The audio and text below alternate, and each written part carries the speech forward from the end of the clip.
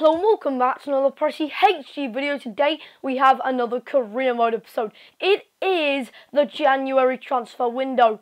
And of course, in January, this is how the league table is looking. We are running away with it. We've only got one loss, which was really a shame, wasn't it, that we lost that game.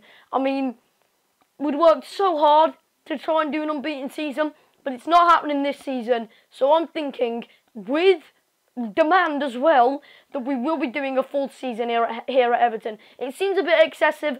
I was only planning on doing 2 seasons, but you guys like it so much, I like it so much, and I still think there's a bit of unfinished business, even if we are to win the Champions League this season.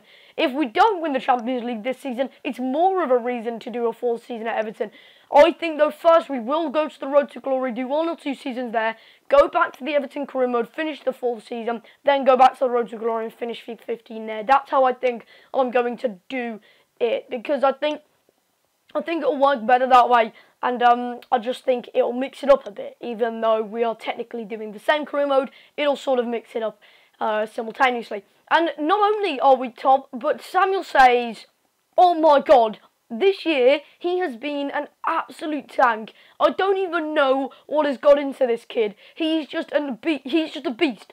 A simple, true beast. Paloschi's, well, quite far behind him, but in the league standings, not very far behind him in 3rd. And Lukaku, top scorer last season, is nowhere to be seen. He is 24th. He is on the same goals as Dwight Gale. I know maybe he hasn't had his opportunities much this season, but come on. I mean, you've got to be scoring more than Jonjo Shelvey at West Brom, haven't you, to be honest? That's just a simple fact. Since when was Jonjo Shelvey at West Brom? That's a bit unusual. But either way, we've got the transfers to carry on with, and I've done all that I wanted to do. I just want to show you guys what I've done. So, if we do go over to the shortlist, then you will see what's going on. So we've got the keepers, as always. I'm keeping an eye on these 4 glitched keepers, as I always bloody do since the bloody start. Then I've got Luke Garbett, who is another player I'm interested in. Abner was just a player which I was testing, because apparently if you inquire for players on the loan list, you get them really cheap. Not in this case. He was 1.3 million. Harrison Reed, he's still 82 rated.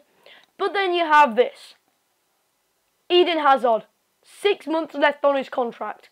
Oh my bloody god. Even more of a reason to just go ahead and do a full season for the sake of using players like him. I mean, what is it this season that we can do, really? Mario Götze. 6 months left on his contract. What can we do with the players this season? We can't. We've got nothing to do. We go to the sell players list. Absolutely nothing. We've got Alderweireld, Dia, Martinez, Vertonghen, Walker if we need to, and he is still growing. There is nothing we need to do with the centre-back areas. It is solid. I mean, we've only conceded 13 goals all season. The second least in the league. That proves that it's solid. The most goals we conceded in one game was against Liverpool when we won 4-3 in the most emphatic of games in the best way possible. Left back, Baines, Durham, sorted for now. Baines, maybe next season, look for a replacement if he does start to decline, but no signs of declining yet, so he's fine. 84 rated left back, I will take him any day. Look at his crossing, 92. He is so good attackingly. Right back, Klein, Coleman, De Sciglio, all of them are improving. De Sciglio is now worth 17.5 million, 85 rated, and look at Coleman, still improvement. Klein isn't even getting a look in this team, and he's 77 rated. I mean, look at his stats. How is this guy not getting a look into this Everton team? I mean, that just proves that we are so good. The midfield, absolutely solid. Besic is hardly ever used, and he's a solid 75 rated young midfielder. He's got great aggression, great defensive stats, and great physical stats as well. And we don't hardly use him. That just proves how solid our CDM is, along with Wanyama and Kramer as well, who are just all beasts. Then we've got Ledson. He isn't really getting a look into this team, and I mean, he's still okay. But Strootman, 87 rated. Oh my god! Then we've got Thiago, Bittencourt in left mid and Passy in left mid. You're getting the picture. This team What are you meant to do with it? Seriously. The only way that you're going to improve this team is getting players like Mario Götze. Players like Eden Hazard. That's not possible normally, but we've got pre-contract on our side. I do have to keep in mind, however, that Howard is retiring next season, so I have looked at some of the keepers who, in fact, are also on pre-contract, and their contracts are expiring. Handanovic is one. We've got Joe Hart as another, probably my least favourite option. And then the last option is none other than Iker Casillas. Thing is with this guy, he will be 36 years old next year, which is younger than Howard, but his rating is 88. If we're planning on doing one more season at Everton, then the lowest he will go down to is 86. I will take an 86 rated keeper any day of the week. I don't think he'll go down. He could go down, but I don't think he will. A player who has impressed when playing in cup games. But the fact is, he's not quite good enough to fit into our team. Now, he's been on loan at Millwall already, I believe, so it will be good him going back to that club because he'll know there is surroundings, he'll maybe be able to grow. I'd need 70 rated players, and I know there's a subscriber out there, a certain subscriber who I have talked to quite a lot, and he knows Ryan Ledson. I believe he's actually his cousin, which is unbelievable. It's really, really cool. But this, I'm sorry, I can't, especially under him, I can't fit him in the team. So, I mean, come on, how is he meant to compete with an 87 rated Kevin Strootman? You just can't. That's a simple fact. So, I'm not going to sell him. I'm just going to loan him again. He's done well, but he's only made about 2 appearances this year, 3 appearances. So, he's being wasted here. If he goes to Millwall, he'll have a good time, hopefully, and really, really set fire to his career. And hopefully, by next season, he'll be good enough to do all them good shenanigans. So anyway, let's continue advancing. We're very, very close to the Cardiff City game, which I am playing, by the way. But we've got quite a few emails. So there's a transfer offer for Thiago, not in a million years. Oh my God, he's worth up to 50 million. Let me tell you something. I bought him for that value, and last time I counter-offered Manchester City in the Bayern Munich career mode, and I regret that. But I'm okay with it now because I've got Thiago here. So even if he would have made 50 odd million from him, I'm not going to. I'm fine with him. I don't even. Oh my God. Oh my flipping God. Samuel says we paid £0 for him. 113 million we could get for him. Come on, I mean 151 million. They're not going to accept that, are they? But 86 rated striker. Oh my God, it's just so insane. Right, a lot of pre-contracts accepted. Alex Tellez is one of them as well, which I didn't mention. This guy, we had him a few seasons ago on loan, and that was just in case. I'm sort of pondering over the Baines situation. But really, I want Luke Garbett to come back to the league next season. And let's be honest, we've got to remember something here. We will have money next year.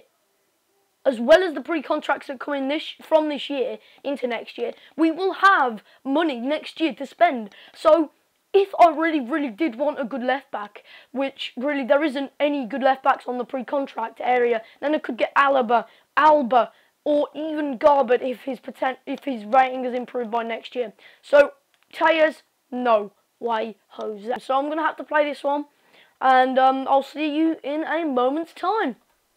So hopefully all of the transfers work out in the way which I want them to work out.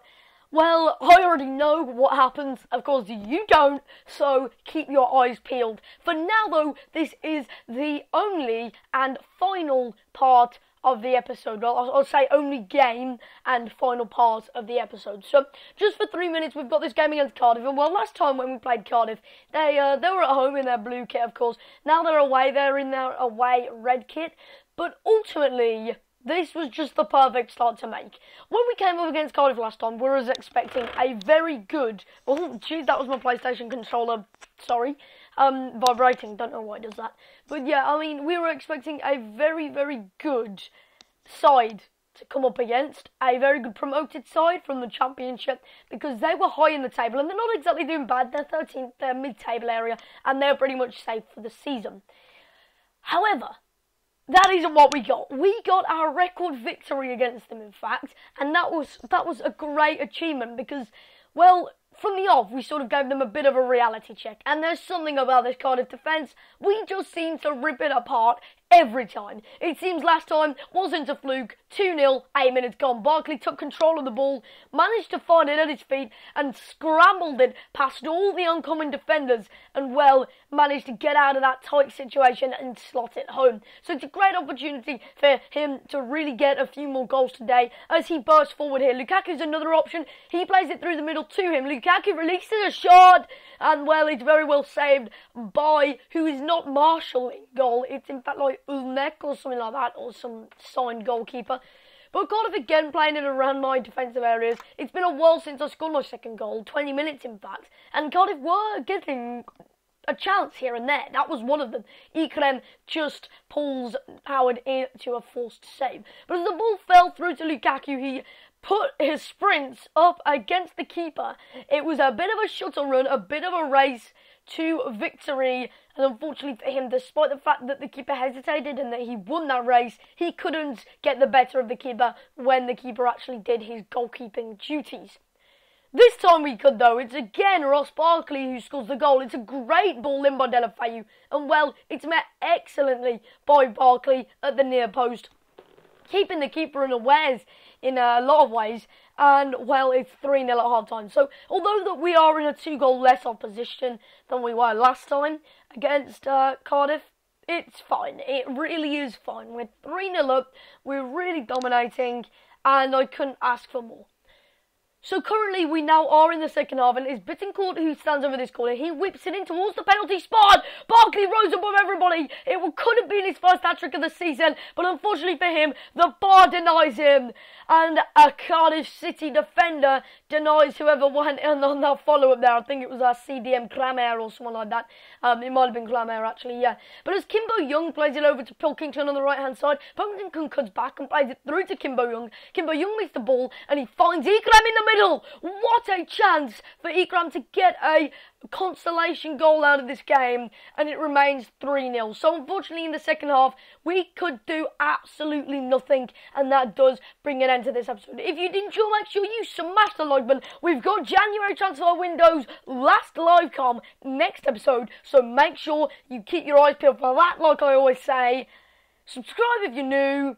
You won't regret it. It's great FIFA content, and I really hope you're enjoying this Everton career mode. Again, sorry that it's not been out as usual, as normal. I've been a bit busy, but I will make sure that I pretty much finish this season and wrap this season up as soon as possible. But, you know, I'm a busy guy. So anyway, I did that watching, and I will see you next time.